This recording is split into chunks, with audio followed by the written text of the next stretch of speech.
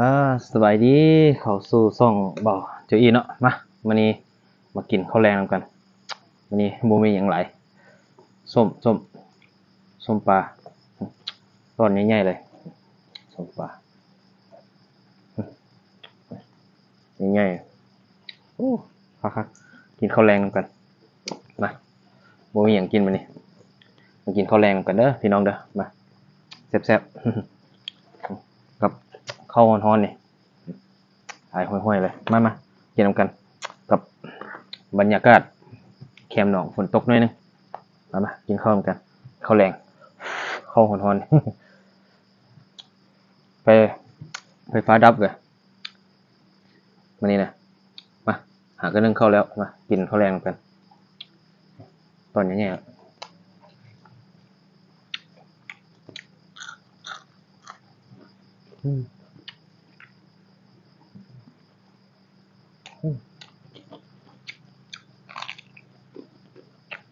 หอม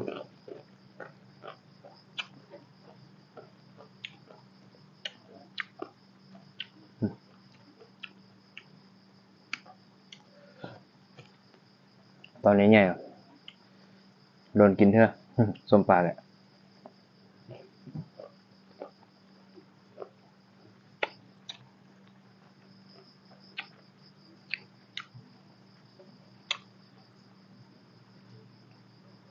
บรรยากาศฝนตกหน่อยนึงบ่เงียบๆๆๆอยู่ฝนตกลิ้น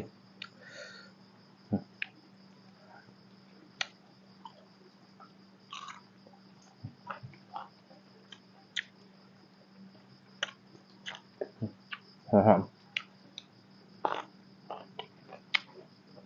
โอ้สุด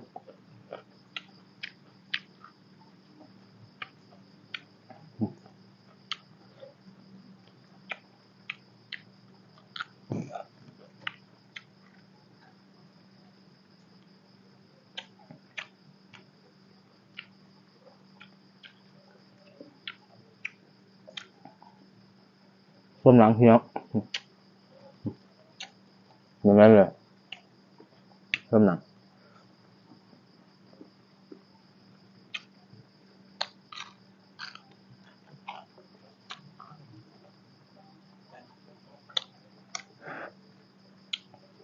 ข้าวร้อนๆจ้ะโอ้คักสุด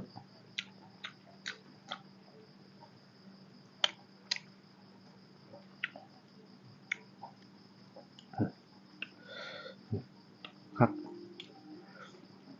ข้าวมันเคยใจบ่ข้าวเอาน้ำเลย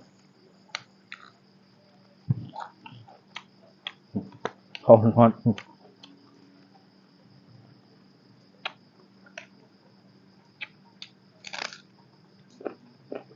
หอม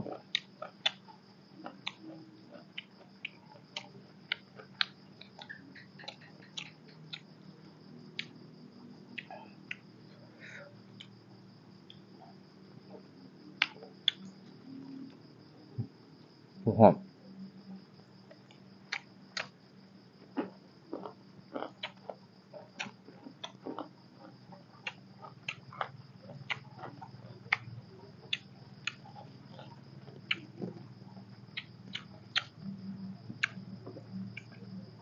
ตอนใหญ่ๆแล้วข้าวใหญ่มากินนำกันแซ่บๆพี่น้องกินข้าวแลง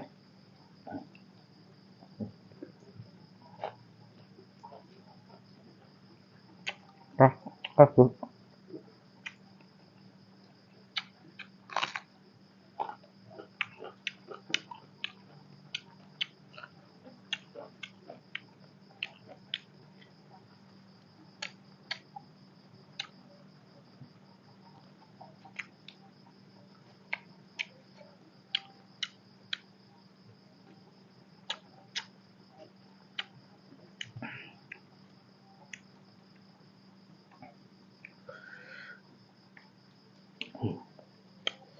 นี่เน้นเลย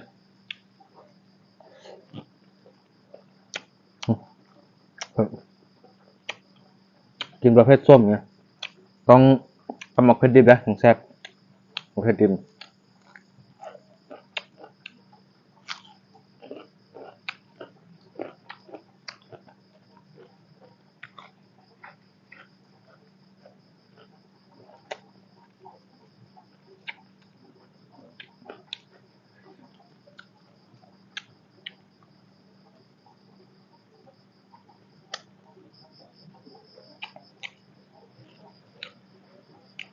ยุงเลยพี่น้องเลย ยุง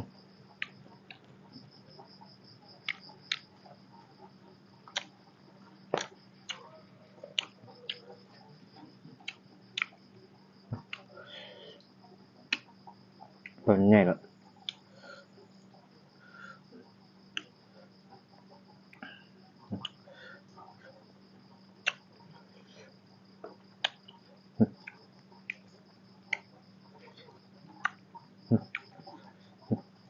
นี่ไง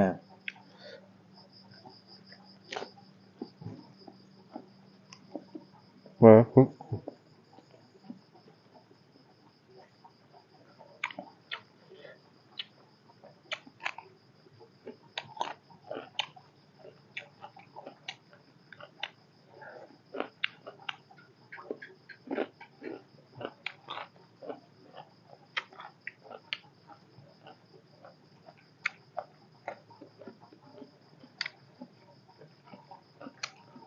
เอาดังห้วยห้วย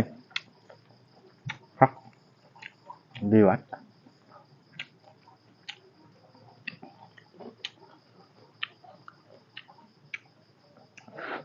ฮอตฮอต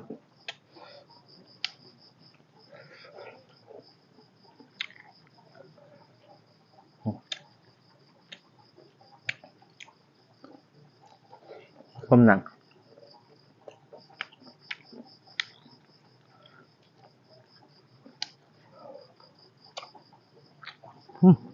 ยุง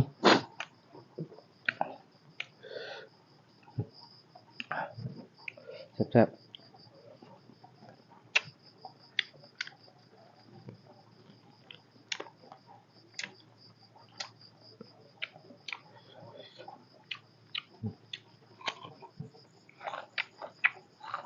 หวานน้ำอ๋อ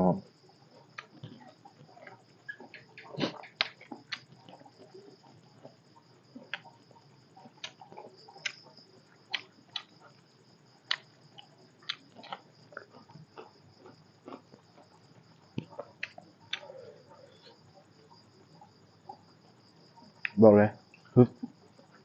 โดนกินเพื่อกอะต้มปลาต้มหนังเนี่ย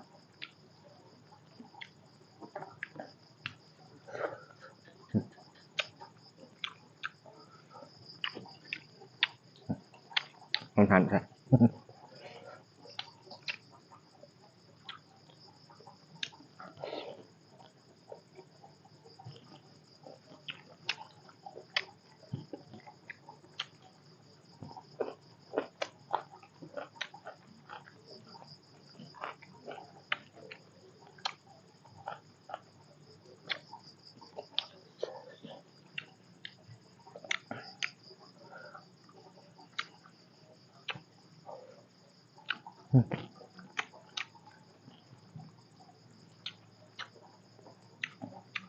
ก็